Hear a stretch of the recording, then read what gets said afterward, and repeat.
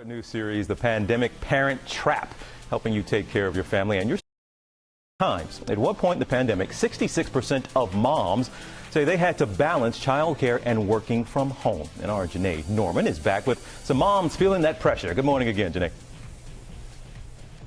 TJ, moms feeling the pressure. I don't know why they put me on this story. When it comes to dealing with the daily demands along with childcare and work, that's a way of life for parents even without a pandemic. But and you have upped your parental stress levels exponentially. Okay, you got to get everything together for school. It's about to start, so here's all the school supplies. It's all in a day's work for Tamika Anderson. As the kids like to say, mommy does the most. In addition to being a mom, I run a Facebook community. I have a full-time job. I have 3 businesses, so I'm exhausted.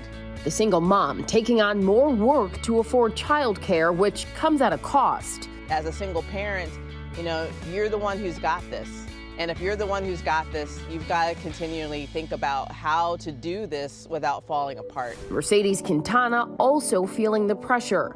Parenting during a pandemic is 100 times more stressful. We just are so exhausted physically, emotionally. 17 months into the pandemic, Mercedes says it's a daily juggle to balance working from home with childcare. You're stuck having to figure it out all on your own 24/7, but you're still expected to meet the same expectations. The pandemic taking a toll on moms all across the country. And as more uncertainty lies ahead, for Tamika and Mercedes, it's all about taking it one day at a time. I've learned to give myself grace and breaks, learning to work through all that burnout. Give yourself grace. Parents have got to find a way to prioritize themselves along with everything else. I always tell myself, you can't pour from an empty cup. And guys, I'm ready for this parental stress test. Finally, a test I know I'll ace. All right. Well, stay tuned here because we have our friend and parenting expert, Ericka Souter, just about to release a book. Congrats on that. It's How to Have a Kid and a Life, a Survival Guide. That sounds a little scary, but necessary. But tell us, first of all, look, parents feel burnt out all the time. So we have a test now that can help you understand whether or not you really need some help. Right, even before the pandemic, parenting was hard. Yeah. Now it's completely overwhelming. So you have to kind of figure out what it is you need to feel better. So I have this mommy burnout litmus test, but dads can take it too. All right. All right. So first you want to ask yourself, am I nurturing my marriage or partnership? Number 2, is my career going in the right direction, if that's applicable? Number 3, do I have supportive friends to turn to, people who listen to me, who care about me? Number 3, am I nurturing any of those passions or interests I had before kids? And lastly, do I have an outlet that's just for me, not for anyone else in my family? Now, if you've answered no to a lot of those questions, it's time to reprioritize. Wow. And that's counterintuitive with what's going on right now. But there is no grand prize for being a mommy martyr who does nothing for herself. And in fact, if you're not feeling nurtured and supported, you're probably not being the parent and partner that you want to be. Yeah, you can say that again. Okay, so you're Janae, you aced the test, you have burnout, you officially tested positive for burnout.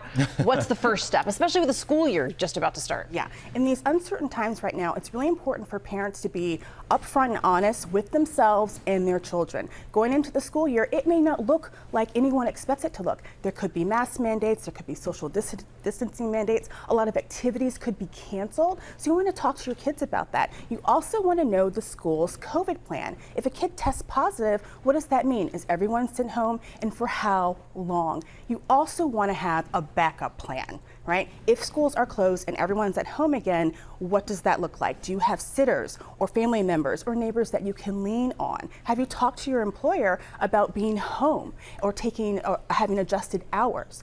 You really need to prepare for what that's going to look like. And being a better parent, we've hit on here, you have to be good to yourself. But what are ways parents can be better to themselves? Well, you have to make time for yourself. And I'm not talking about a lot of time. It could be 15 minutes of yoga. It could be 15 minutes of running, watching a reality show, which is what I love to do, or talking to your best friend every night. It's about consistency. It's about looking forward to something that is just for you, to take that edge off and, forget about those anxiety and fears that cloak so much of our day. So how do you teach your kids this important lesson? Because we have to learn it ourselves, but we also have to teach our kids to take care of themselves and ourselves as well. Yes, kids need to know how to take care of themselves, but they also have to know how to take care of their families. We are families. We're in this together. So kids as young as 4 can participate and contribute, clean up messes, help with laundry, help set the table. Kids and families need to know we're all in this together.